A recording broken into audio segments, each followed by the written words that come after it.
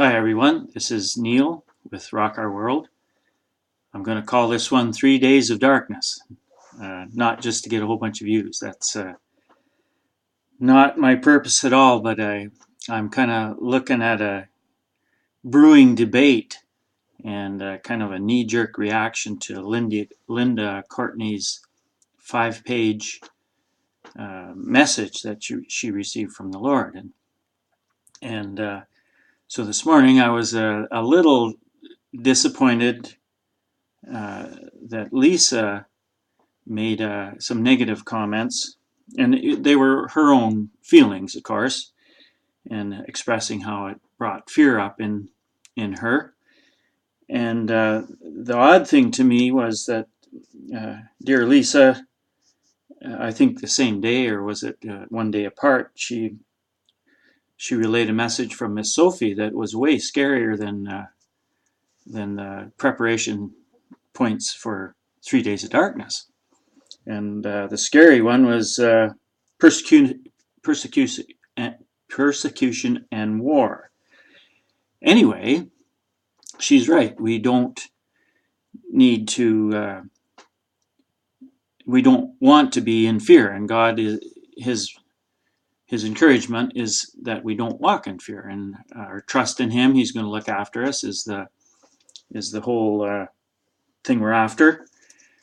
So how do we sort through all this stuff? And a number of very recent videos, we've had messages that humans, we're having a tendency to mix our own flesh into the messages. The messages are legitimate, but we're messing them up a little bit with our own thinking and interpretation.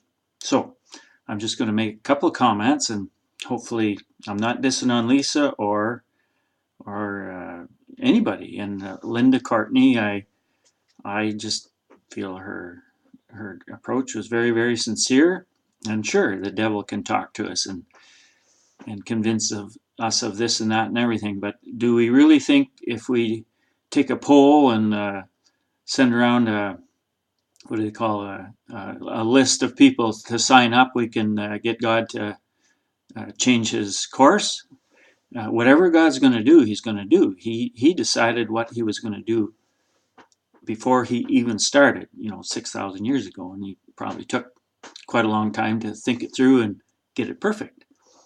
So we're not going to change whatever happens, and we don't get to see the entire picture until the sounding of the seventh trumpet. It says the mystery of God will be complete at that point, and that may turn out not to be what I think it is, that we still won't see the whole thing until whatever happens is over and we can look back at it. We're not going to debate whether it happened or not. Anyway, I for all those people out there that have a bit of a sense of humor, I'm going to propose a scenario. With your imagination, take yourself back to ancient Egypt when actually this was after the 3 days of darkness came and went, and there's lots and lots of things in Scripture about 3 days of darkness, including the event, what we call one of the plagues of Egypt. And this is a replay of the Exodus, what we're going through in the Great Tribulation. And there's Jesus Christ, Yeshua, spent 3 days and 3 nights in the darkness of the earth. And He said that there would be only one sign for this evil generation. And it would be the sign of Jonah the prophet, who spent 3 days and 3 nights in the dark grossness of the whale's belly. And then I've added this also. If you went ahead and got Joseph Lumpkin's Lost Books of the Bible, Great Rejected Texts in the Book of Jasher, and I see no reason why the Book of Jasher is not legitimate.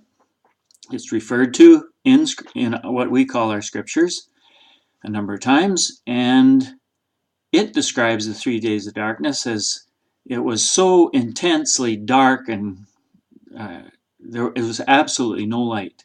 If you go down in a few hundred feet down in a cave and turn the lights out, we've had that experience a couple of times. That's the darkness you're talking about. There is no light coming from anywhere, and you can't see anything. And anyway, in the book of Jasher, it said that some people had to stand or sit or whatever position they found themselves when it started. They stayed there until it was over for 3 days and 3 nights. They made it sound like it was pretty scary. Okay, so now let's try this scenario. Let's say it's way back in ancient Egypt, and Moses brought the news that this is what I want you to do. And he had 5 full scaps of instructions, and he said, okay, go get yourself a lamb. It's got to be a perfect lamb, a year old, I think. I might have a couple of details wrong, but it had no blemish, year old. Skin it, gut it, roast it, drain the blood out. Sorry, I missed that step. That's very important. Drain the blood out, take the blood and put it over your doorpost and the top of the door, the 2 doorposts. And in Hebrew, that makes the letter ket. And in Hebrew, the letters all have meaning. So when you make a word out of the letters, it actually tells a story all by itself. The letter ket means life. So when the death angel came around, he'd see the letter life, that means life, over each door, and he passed by. He passed over. That's the Passover. And just carry on with that. The word Torah, whatever Hebrew letters it's made of, it spells out the sentence to aim and hit the mark. And the word for sin means to aim and miss the mark. So again, another vote for Torah. And let's drop this law thing that we're debating about. I'm going to get into the no-aid laws. I'm going to make a couple of comments later on. So anyway, back to this 5 sheets of instructions that Moses had for the children of Israel. And so then we got this lamb skinned and gutted, but left whole. Yeah, everything else is whole. Feet, everything. Then you roast the whole thing whole. And then you stay up all night long, and you eat as much as you can, have a good meal, and whatever you can't eat, you burn it in the fire. Everything that's left over, just burn it all. And be ready to take off in the morning. Now, whose instructions were easier to follow? The ones that Linda Courtney passed along to us, or Moses' instructions? And, can you imagine all these guys saying, well, that Moses guy, that's pretty weird stuff, and let's go check the scriptures, Well, they didn't have any. So how did they process all that? And how on earth can we compare the two? We should have most of that stuff already, that Linda mentioned. We should have candles in our house. And who wants stinky and colored ones and all that? Like, you need stuff for emergencies. This is the only one of many. When Jesus said, except these days be shortened, no flesh would be saved alive. That sounds pretty serious. No flesh, like that 7.5 billion people will die if God doesn't intervene and change, shorten it down. He's going to keep it from happening in completeness. But in the book of Revelation, we see at one point 1/3 of all people die. And then later on, we see even greater numbers. I suspect there'll be, I don't know, my guess would be a couple billion people left alive at the end of the whole thing, and or even 1. And those are the ones that get saved. Anyway, I'm getting in on some rabbit trails here, but let's quit debating about this. Go out and get a few blankets. You should have them too in your house for emergencies, and get a 5-gallon pail so you can look after your human waste, and take this seriously, that whatever happens, we're talking about a lot of catastrophic things happening and very serious things happening. The power going down. Okay? When 3 days of darkness is over, and I think it is legitimate. That's my assessment, and I'm already ready. I didn't need to listen to Linda Courtney to do this stuff. It was already there. Like, you should be prepared for an emergency. You should have some food and some water, and candles are just a normal part of emergency supplies, and a pail. You know, when the power goes out, there's no water, there's no sewer, there's no lights, there's no internet, and there's nothing says when the 3 days are over, all that stuff will come back online. So take this all seriously. If you don't want to do it, if you think Linda's out to lunch, do it because you're preparing for any emergency. Look at the storm going on right now, ramping up in the mid-states to the east side, the Great Plains, a huge blizzard in the colder areas north, hail, they're predicting 2-inch hail, freezing rain. You know, if that happens, it's going to knock out power for thousands of people, possibly hundreds of thousands of people. They need to have emergency supplies ready all the time. You should carry a few candles in your car. This is just common sense survival preparedness for emergencies. So, sum total is, let's quit debating whether Linda's out to lunch or not. I'd say there's been hundreds of reports of the 3 days of darkness, and they're all very similar. And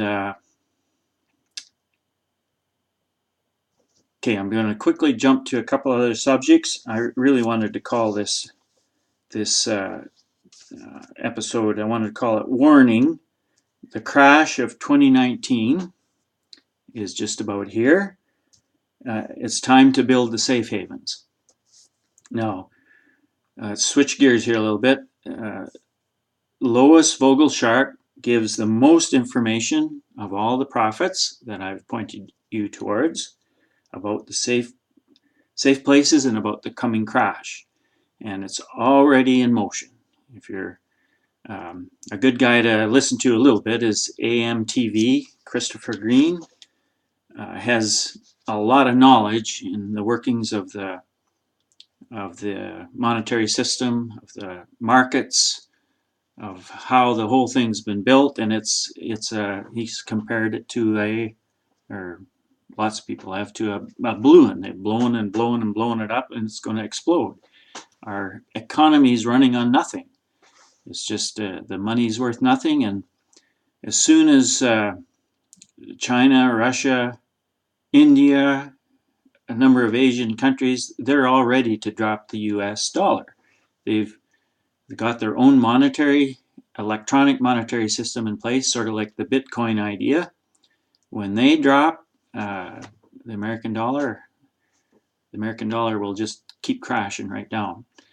And then we'll be down to bartering, and it's kind of looking like the prophets who have all said there's going to be no crop this year worldwide. I hope none of this happens. I hope everything just goes on really nice forever, and I get to die and go to heaven and everything's hunky-dory, but sooner or later this is going to happen, and my assessment is it's happening right now. So get ready. God says don't set dates, but he set this one. May 27th is the best that I know. It could be the 28th, but I'm pretty sure it's the 27th is the Feast of Weeks. That would prophetically line up with what happened in the book of Acts when 3,000 were added to the body of Christ in one inspiring sermon by Peter on the day of the Feast of Weeks. I could see that happening this year, that the 144,000 are sealed, put a mark on them like it says in Revelation 7, 1-8, that's what happens, and those are the soldiers that are going to be trained to lead the army of God during the Great Tribulation, and they will have supernatural abilities, which we all should as believers. We all should. We should be operating with all the gifts, and as Jesus said, we'll do greater things than what he did, and he did some pretty cool stuff. So I want to make one mention of, I'm going to get rid of a thing on my screen here. I'm going to make one mention of these no-aid laws. Keep hearing this, and I kind of think it's weird, so I'll give you my take on it for what it's worth. I never heard of them before, so I Googled it, and there's apparently seven rules, or I have them written down here, and they're basically instructions that God gave right from the beginning, but they're not all of them. 7. He gave 2, and I'll write this in my description, but love the Lord your God, that's in Deuteronomy. And then the second one, love your neighbor as yourself, that's in Leviticus. And I'll put the exact verse, and you go read them word for word. Those are the 2, and he said everything hangs on those 2. And then when you look at the 10 commandments, they're a further explanation how you do those 2, loving God and loving your neighbor. And then it's expanded to the 600. If you read right through the Torah from Genesis to Deuteronomy, you'll find there's about 600 specific points of instruction, and you just do the ones that apply to you. And there's things like you don't lie, you don't cheat, steal, so on. They're God's teachings and instructions. So back to these no-aid laws. The only weird one is the second one, marry to have children. Now, this is humor again, but everybody knows why we get married. It's to put 2 really selfish people in the same space, so they duke it out for enough years to figure out the only way to make this work is become unselfish. That's what marriage is for. Now, God does want us to have children, and he wants us to teach our children his ways, his teaching and instructions. And that's back in Deuteronomy 2. And this goofy idea, Jesus did away with the law. Not only does it not say that anywhere, how on earth could we believe that now you just make up your own rules and do whatever you want because it's covered? That just is not true. And modern theology flies only because believers don't read the scriptures. In the past, they had an excuse. Now we don't. So get reading. Start in Genesis. Go to Revelation. If you got that under your belt, read the Book of Enoch, the Book of Jubilees, Book of Jasher I mentioned. It's quite a big book, but it's a lot of cool stuff in there. And this is a rabbit trail, but one of the many proofs that the Book of Jasher is legitimate is, you remember that incident when Moses and Zipporah are going through the desert on the way to Egypt, and all of a sudden the angel of the Lord, who is Jesus Christ. You can prove that. Go to Jim Staley. He does a really good teaching. If you look at everywhere in the Torah, mostly it says the angel of the Lord, and then Joshua, the commander of the armies of the Lord, that's Jesus. You can prove that very readily.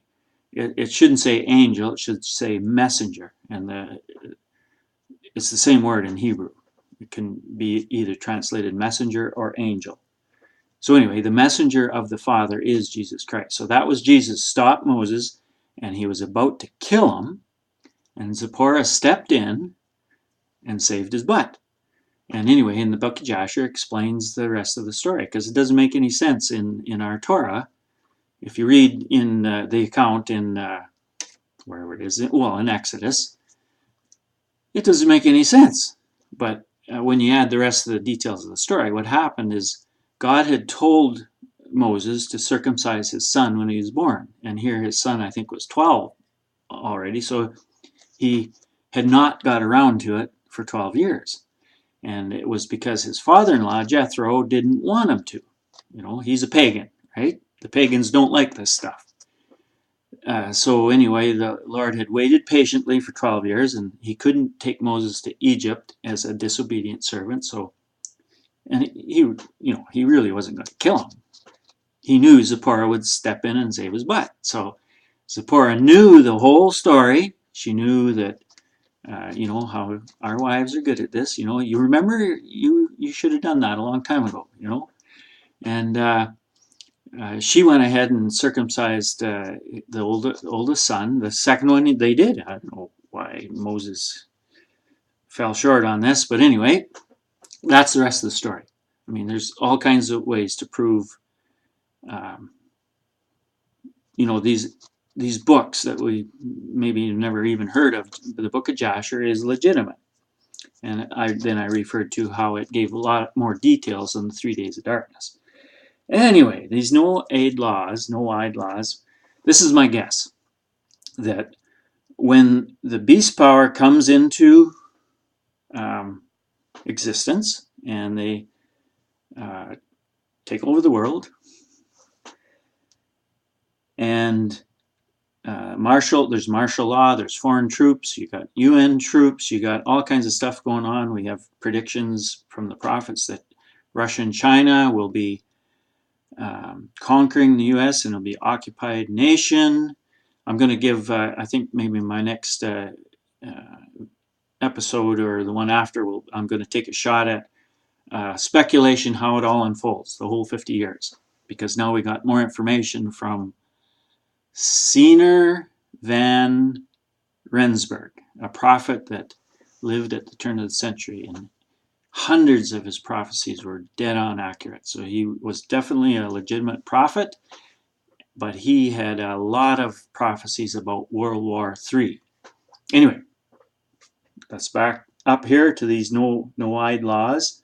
My guess is when the false system, the beast system comes in place, there's going to be a one world order, a one world religion, a one world monetary system. You have to take the mark, very likely a chip implanted in your hand, your forehead. Those two places are the best places in your body to recharge the tiny lithium battery that's in it. The change in temperature as your day, you go through your sleep-wake cycles, those two spots change temperature the most, and that's what charges this tiny battery. Anyway, the warnings are very, very intense. Do not take that chip. It's the same technology that's in my debit card and my credit card in my wallet. Same exact technology. It's a chip in there that stores all kinds of, quite a bit of data. And instead of carrying around my wallet, they want to stick it under my skin. So they're trying to get under my skin. Don't take the chip. But back to the no-wide laws, I suspect what will happen is this is the package that the one world religion offers. Forget about this God of Israel. Just keep these basic 7 rules and you're good to go. Sign this document, take the chip, then you can buy and sell, and just trust us. We'll look after you. Don't trust them. That's Satan's end time ploy to take over the world and thwart God's plan. Not going to work. But the warnings are right there in our faces. If you take that chip, you're in deep doo-doo. So, I think I covered everything I wanted to. The warnings are very, very intense and just cascading like a waterfall at us. The crash is imminent. It's already in process. Anyone that knows how to read the markets, the world situation, the things that are going on in this world, the crash is just about to affect. It already is affecting our wallets.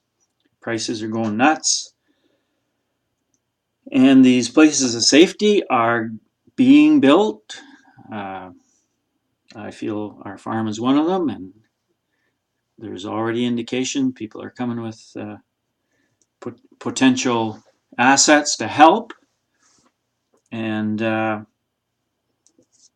these 3 days of darkness, you're not losing anything by preparing. Like one of our friends, he said, he came out yesterday and he says, I just made a stop. No, it was before he went to church. Made a stop at a store and bought some candles. Well, how hard is that? Way, way easier than finding a lamb and doing all that stuff that Moses came up with. And you can check anything he did with a Bible. So anyway, bit of humor there, and encouragement to Lisa too. That fear is part of being human. Like we, find this stuff scary. I'll tell you a cute story just before I finish here. I had posted to watch Linda Courtney's five-page message, and my daughter, bless her, she watches all the YouTubes and she checks things out. She doesn't just believe me. Anyway, she went out and took her youngest daughter, she's 5, and got all these, candles and this and that and everything. And anyway, her daughter, being a typical 5-year-old, curious, what are you doing this for, Mom? What about this? What about this? And anyway, Rochelle did her best to answer the questions, and anyway, she ended up crying for a half an hour, like this scary stuff. Anyway, I phoned about that time. She tried to get a hold of me, and I returned the call, and she was on speakerphone, and here's my granddaughter. And she got over the crying, and I said to Rochelle, I think she got over it in a half an hour. That's way better than most Christians. Here they are arguing about whether Linda's nuts or not. And I see Linda's trying to defend her message with all the places 3 days of darkness is in Scripture. So anyway, back to my story. This comes on as soon as Rochelle answered the phone. Here, her little daughter is Eliana. She's, Grandpa, how come we can't use a flashlight? How come we can't use scented candles and colored candles? I like those colored candles, and why? And it was like, well, dear, I don't know the answer to all those things, but it's pretty easy to do. Let's just follow the instructions. And anyway, she was happy with her answers, but apparently a lot of Christians aren't happy with the answers. So let's just get over the debate, get a few things in place, and get our lives right with God. Okay, that's the most important thing, to be ready all the time. If you haven't given your life to Yeshua, then do it, and the Lord will hear you. And he says that this is the time when everyone who calls on the name of the Lord will be saved. So get that in order in your life. Nothing special. Just say, Lord, please help me out. Like the one in one of the testimonies of Matthew, Mark, Luke, and John, he said, Lord, help my unbelief. Perfectly legitimate request. Where we fall short, God fills in. So give your life to the Lord. Get working on sin in your life. If there's some things you should look after. I'll tell you one more cute story. This is my daughter too relayed this. Her sister-in-law was explaining to her little one, she was maybe 3 or 4, and telling her about sin, and her daughter says, Mom, what's sin? Well, it's when there's things you're supposed to do, you're supposed to do, but you don't do them. And she got real serious and says, Mom, I do that. Don't tell God, okay? Anyway, nice to have a little bit of humor and all this scary stuff, but the Lord will help us to not be scared and calm our spirits and get us through this. So this is Neil with Rock Our World, signing up.